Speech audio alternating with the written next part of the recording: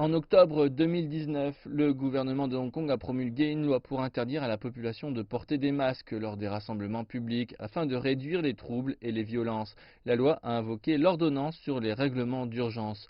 L'ordonnance est une loi qui donne au chef de l'exécutif le pouvoir de promulguer des règlements à l'occasion d'une urgence ou d'un danger public.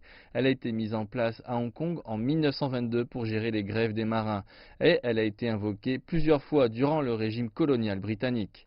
L'ordonnance a suscité la controverse quand la chef de l'exécutif, Carrie Lam, l'a utilisée pour promulguer la loi anti-masque. La population craignait qu'elle n'affecte la liberté de réunion.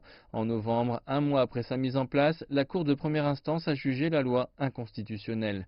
Mais jeudi, le gouvernement de Hong Kong a plaidé contre le jugement de la Cour inférieure à la Cour d'appel.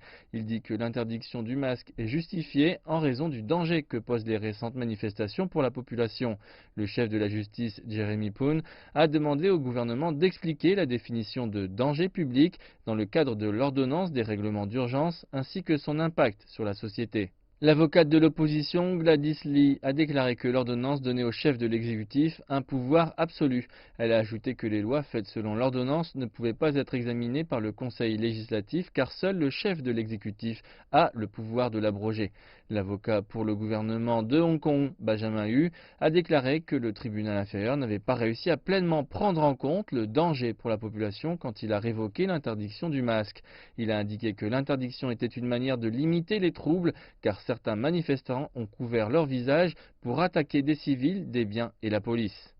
Et il a déclaré également que l'administration actuelle devait être autorisée à utiliser la même ordonnance d'urgence que lors du précédent gouvernement colonial, notant que le gouvernement colonial l'avait utilisée plusieurs fois. Hu a enfin ajouté que l'ordonnance faisait partie du mode de vie hongkongais, qu'elle permettait au chef de l'exécutif de faire de la législation subsidiaire. Aucune décision n'a encore été prise par la Cour. L'audience de 2 jours sur la loi anti-masque se poursuit aujourd'hui.